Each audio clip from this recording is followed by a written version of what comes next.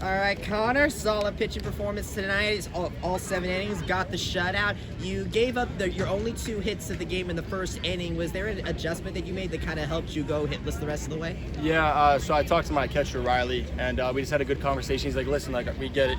You throw hard, but throwing hard down the middle doesn't do anything for anybody. Throwing hard down the middle gives them an opportunity to get hits. So we talked about really just focusing on locating like we did against Ole Miss. And, second, third inning, we kind of really dug in there, and we had that 1-2-3 inning all on strikeouts, and that's kind of where I realized how crucial it was, even against these guys, because they're hot. They had 29 runs in the last 2 games.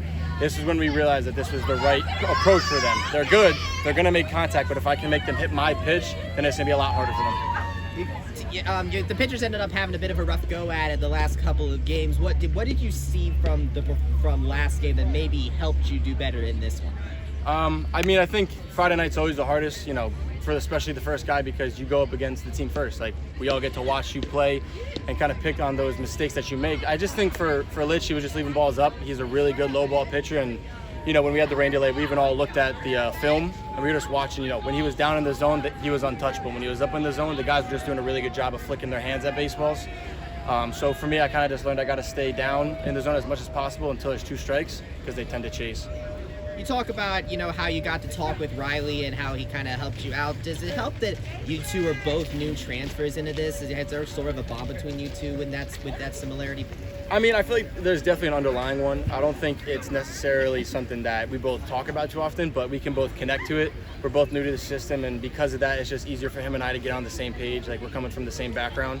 So, other than that, he just does a great job back there. I tell him to be honest with me, be real with me, and, he'll give me, the critique I need, especially when I'm making mistakes like leaving balls up, because he wants us to win just as bad as I want us to win.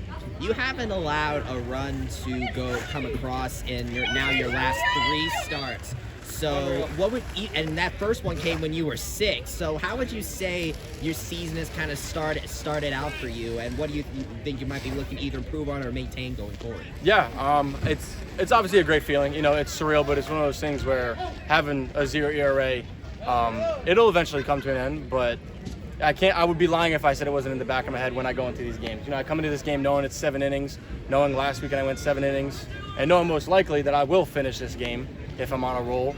And, it always creeps in. I was going back out for the 7th, and I was thinking about it. I had no outs coming in. They had a good part of their lineup up. One of their power hitters on the right side coming in. They had 2 lefties who were making good contact against me. So I'd be lying if I said, I wasn't thinking about it all the time, but it is pretty cool. It's something I've never been around before. I think we covered it. Yeah. All righty. Thank you, guys. Thank you.